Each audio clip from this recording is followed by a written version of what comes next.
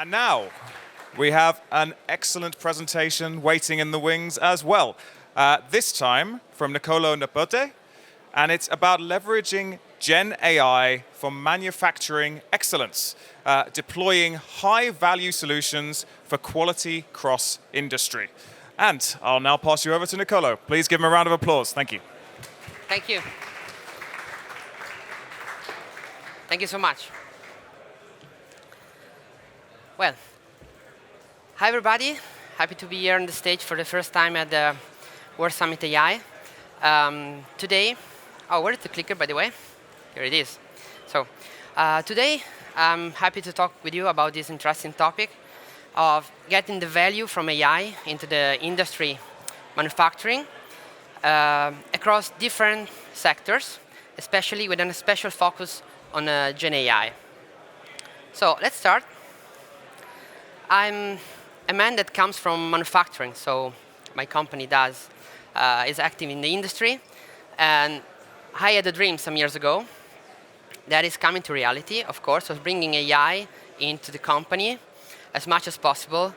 And of course, this dream has been fulfilled, but maybe it is not exactly as the picture we can see on the screen. This is the dream of AI into a manufacturing plant. But I'm afraid that reality is a little bit different at the moment in industry in general. Still a lot of manual work that is done without too much data available around. And so we can ask why this is happening. There is a lot of space for AI to be adopted into manufacturing. Because if we talk about not just POCs or pilots or things like that, demos, but real AI put to the ground and being used every day by the people, the blue collars, into the plants in general, there is a lot of space for adoption. Only one out of 10 industries declare to have this kind of use cases working every day on the full production. Those figures are inspiring for me and for my company to try to go further. Probably the problem is that, and the opportunity, of course, is that there are some barriers. Okay, so let me introduce this topic with you, the barriers for the AI adoption in industry.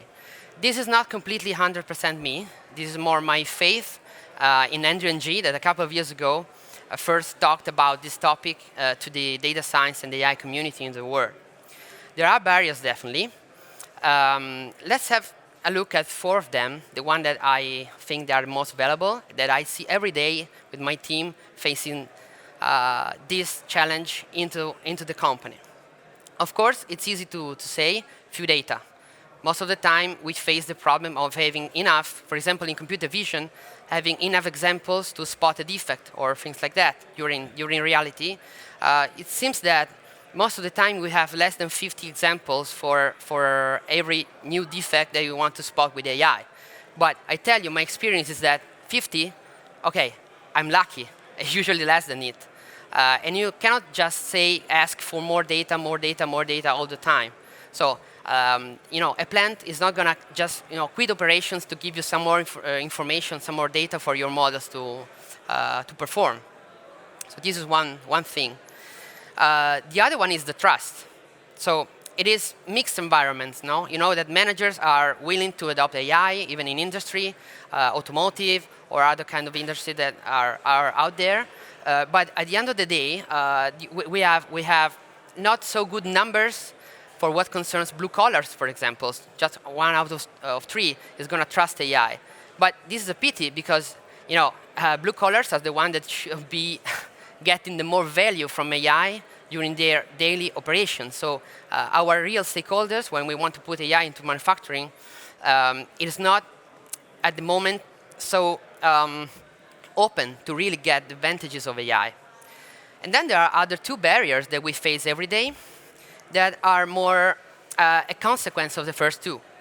For example, the value long tail. The value of a project that has a lot of AI inside is very high when we use models for sectors like advertisement, web search, for example, because the models that we all know, the models that are out there are very keen on spotting everyday lives objects or faces, whatever. But as you go to the manufacturing, so towards, for example, quality inspection use cases that are more industry, it gets more hard to have those models work. So you need vertical solutions, and you're going to erode probably some of the value of the project itself, so the KPIs. And the last one is this one. Okay, I hope that some of you may feel the same as me, because this is everyday life, everyday work for me and my team. Poor labeling is given by low trust. So maybe you have the data, and then you face situations like this in which the people that should be the one that helps you in your work with your AI is going to give you a little bit messy data. Okay, so this is reality. This is really what I feel every day. But the good news is that we know how to break some of those barriers. We have done it in our company, starting 6-7 years ago, and we had good use cases in production every day. So I want to share with you how we faced this and how we broke those barriers. Okay. So let's go to the first one. I focus on the first two because the other two are more consequences, if you follow me. So the first one is the view data. Okay.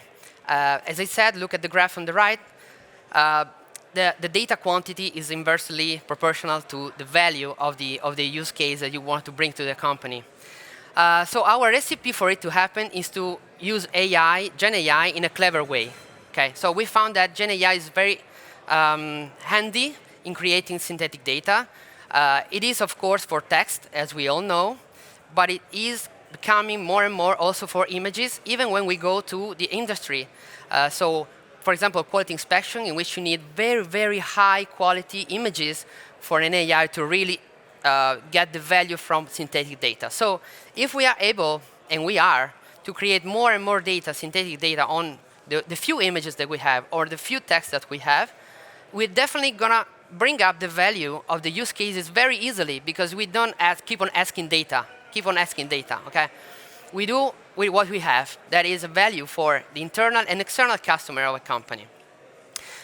So in a nutshell, the claim I want to leave you here in that slide is use GenAI to boost data, not just for chatbots. I will show you in a moment how this kind of use of GenAI goes also into our solutions that we want to offer to the market. The second one is breaking the barrier of the low trust. So in this case, we think that trust and confidence in AI has more to do with the human being than in data itself or the performance of a model. In fact, in this case, we don't talk about numbers. We talk about people and feelings. We want to get them to trust our work. 3 sentences, okay? So the first one is power of example that is inspiring the change. This is easy for us because we have done in our company many applications of AI. So anybody can come and see it in action on the plants, in the shop floor, every day with people that is using it, actually, blue collars.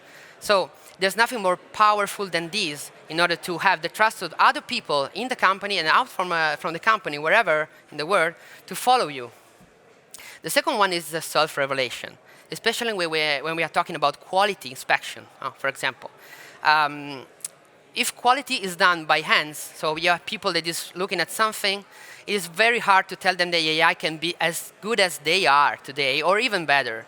So it's only self-revealing with examples that may raise the bar and make them understand that there's a value. Maybe they will, don't call it AI, but something different, but they will embrace it at the end. So this is what we do. Usually we give them something new to look at, and we treat their problem as their own problem. So it is not a general defect, it is not a general quality problem, it is your problem. Okay, so we go to try to fit the solution to the use case.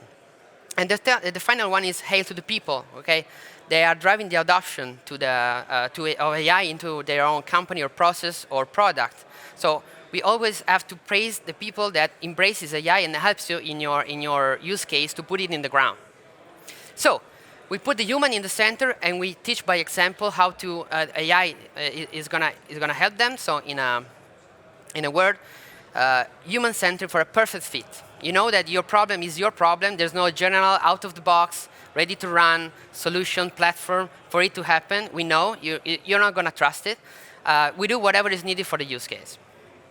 So let me sum up this into a single slide, because we think that those two breaking barriers methodologies are also our strength factors. At Brembo Solutions, we think that those two are parts of our approach that is called the AI doing approach. That means doing the AI for us and then giving the AI to the market for other use cases by teaching the example that we have working solutions that we use every day. So on the left, we have the boost data versus the big data. So the data must be good and boosted by AI. So through GenAI, we go to the good data. And on the other side, we have the perfect fit versus the good enough solutions that build the trust. And because we use GenAI into this process, we also are going towards the new paths. And what I mean by that, I mean that our vision and my vision of GenAI is more than personal assistants or chatbots, okay? We think that this is going to be democratized in weeks, months. So there's no need for external support to make another personal assistant with your own data. This is not the topic. GenAI was meant to do more, to invent something that the human beings or your customers have never seen before. This is how we want to use GenAI to really grasp what is inside. And so build upon the good data, new paths, and build the trust pillars.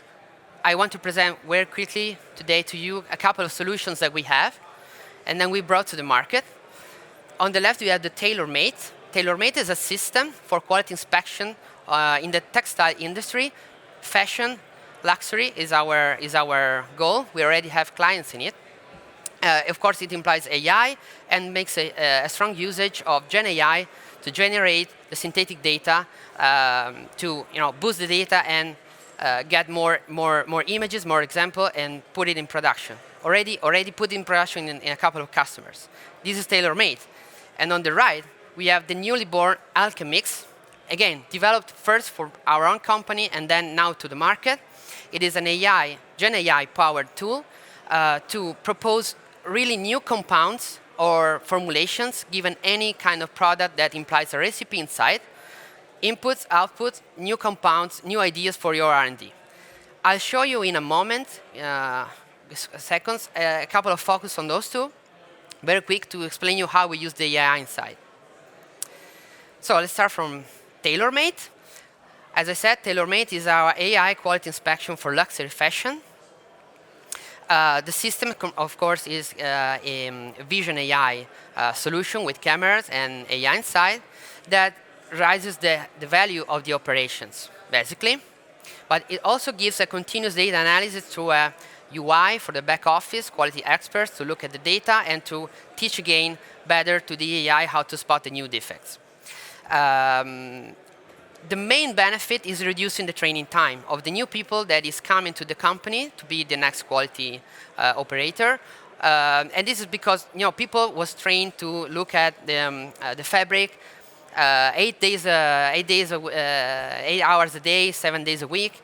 And now they are trained to master the AI because they trust it and to use the AI to help them in their daily routine. The second one is Alchemix. As I said, it's a new compounds generator that accelerates R&D and leveraging on GenAI.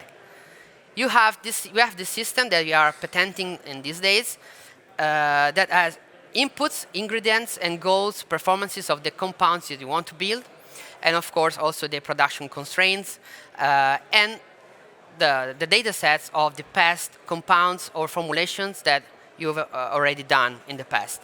The GenAI creates new compounds immediately that are feasible and they have good performances or performances that are matching the goals that were requested by the experts. This works for us in our company. We produce pads for braking system, for example, but it's working for whatever any other product that implies creating new compounds or new mixtures of ingredients.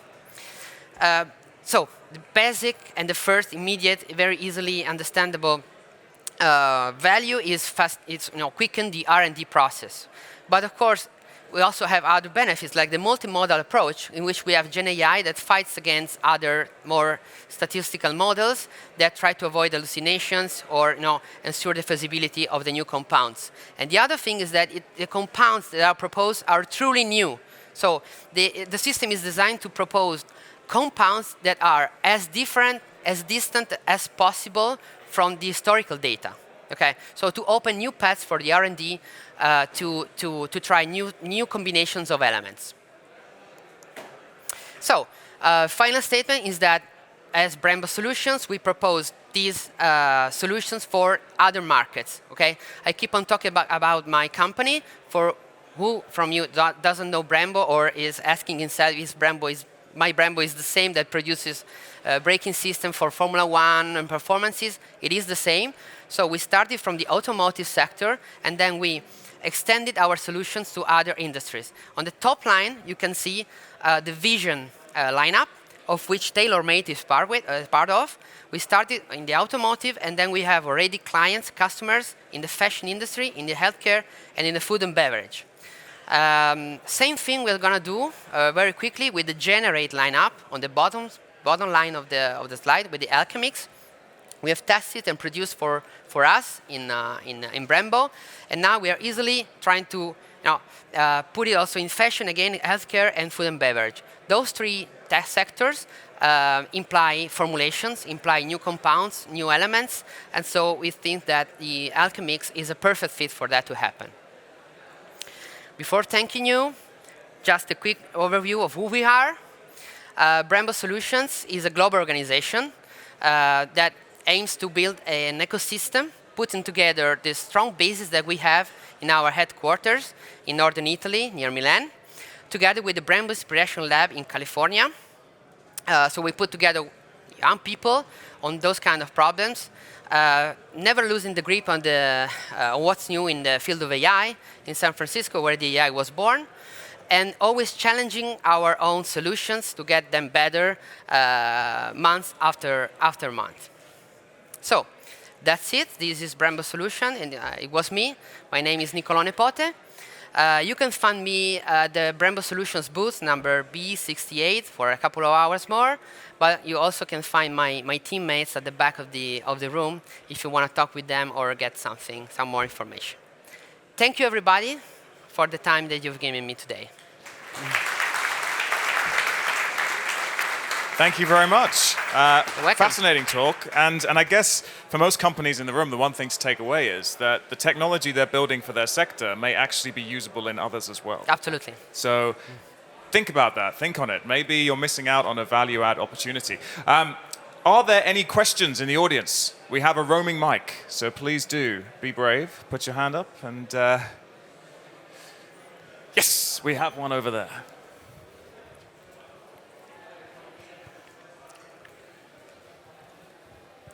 Yeah, I just generally wanted to ask about the quality of the training that you get when you use synthetic data generation, and just if you could give some more information about that. That sounds really interesting.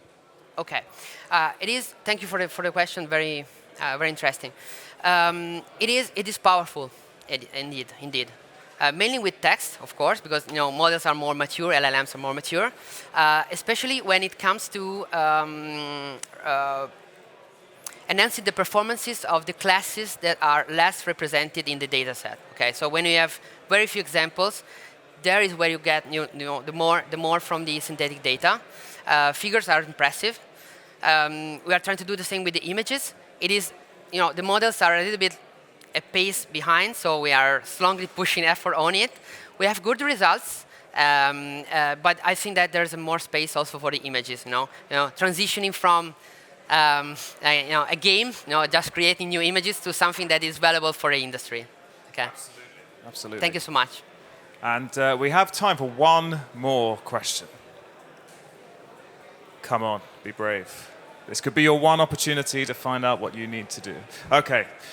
If there are no other questions, I would like to say thank you so much, Nicolò. It was amazing. I really enjoyed your presentation, and it certainly got me thinking about some of the AI solutions I've been involved with and how we might be able to utilize them in other sectors as well. So thank you very much. You're welcome. Thank you so much. Thank you.